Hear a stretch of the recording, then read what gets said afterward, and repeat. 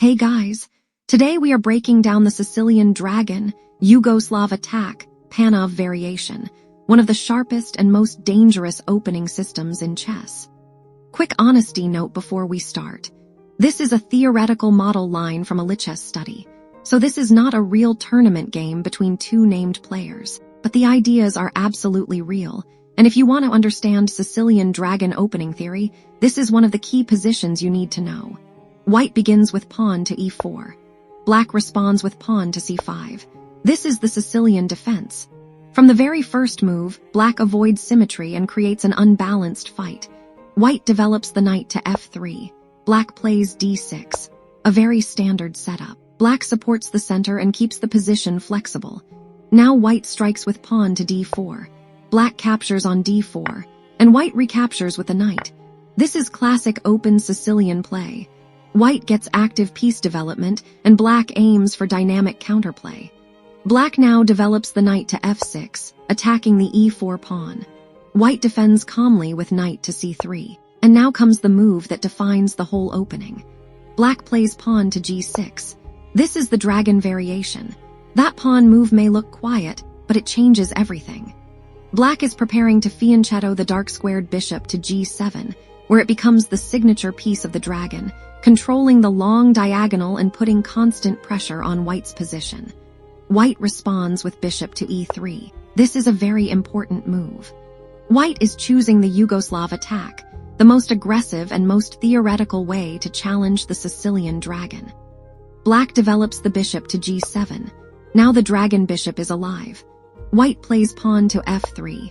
This is one of the key moves of the entire setup.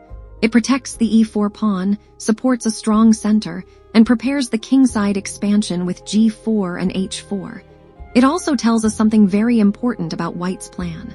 White is not planning to castle kingside. White wants to castle queenside and launch a direct attack against the black king. Black castles kingside. Very natural, very principled. And now the board is set for a full race. White brings the queen to d2. Another standard Yugoslav attack move. The queen supports queenside castling, connects the rooks, and often helps white prepare bishop to h6 in many dragon structures, trying to remove black's powerful bishop on g7. Black develops the knight to c6. A strong developing move. Black increases central pressure and prepares to challenge white before the attack becomes too fast. Now white pushes pawn to g4, and here the position becomes extremely sharp. White is showing the plan very clearly. This is not quiet chess. This is not small maneuvering. White wants to push forward, gain space, and attack the black king as quickly as possible. Black responds with bishop to e6, a useful and instructive move. Black develops actively, covers important squares, and gets ready for counterplay instead of simply waiting for white's attack. Now white makes an important decision. Knight takes e6. Black recaptures with the f-pawn. This is one of the key strategic moments in the line. At first glance, it looks like black's pawn structure has been damaged. And yes, the pawns are no longer perfect, but in return, black gets something very dangerous. The f-file opens. That means the rook on f8 can become a major attacking piece, especially in positions where both sides are castled on opposite wings. Only now does white castle queenside. This is the moment where the game's character is fully revealed. White's king is on the queen side, black's king is on the king side, and whenever you see opposite side castling in chess, one word should come to mind: race. White attacks on the king side, black attacks on the queen side, and speed becomes everything. Black now jumps with the knight to e5. Excellent move. The knight takes a strong central square and attacks the pawn on f3, which is one of the key supports of white's entire attacking structure. So black is not just defending. Black is hitting back immediately. White responds with bishop to e2, a calm and necessary move.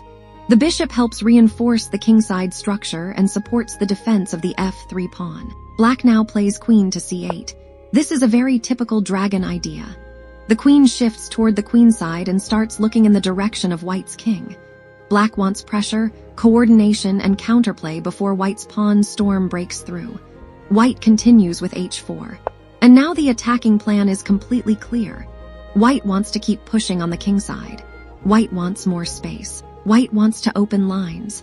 and white wants to create direct threats against the black king before black's queenside counterplay becomes too strong. This is where the model line stops. But even though the moves end here, the opening lesson is already crystal clear. If you are learning how to play the Sicilian Dragon as black, you need to understand that this opening is not about passive defense. You need active pieces, precise timing, and real counterplay. The bishop on g7, the open f-file, the jump to e5, and the queen swing to c8 are all part of black's dynamic plan. If you are learning how to face the Sicilian Dragon as white, the Yugoslav Attack gives you a direct attacking blueprint. Develop quickly. Play bishop to e3. Play f3. Bring the queen to d2. Push g4. Castle queenside. Then continue with h4 and launch the attack. That is why the Sicilian Dragon remains one of the most exciting openings in modern chess opening theory. It is sharp, strategic, tactical, and completely unforgiving. One slow move can become the turning point. So if you were searching for the Sicilian Dragon explained, the Yugoslav Attack guide, or a clear B76 opening breakdown, this is the structure you need to remember. Black builds the dragon bishop on g7.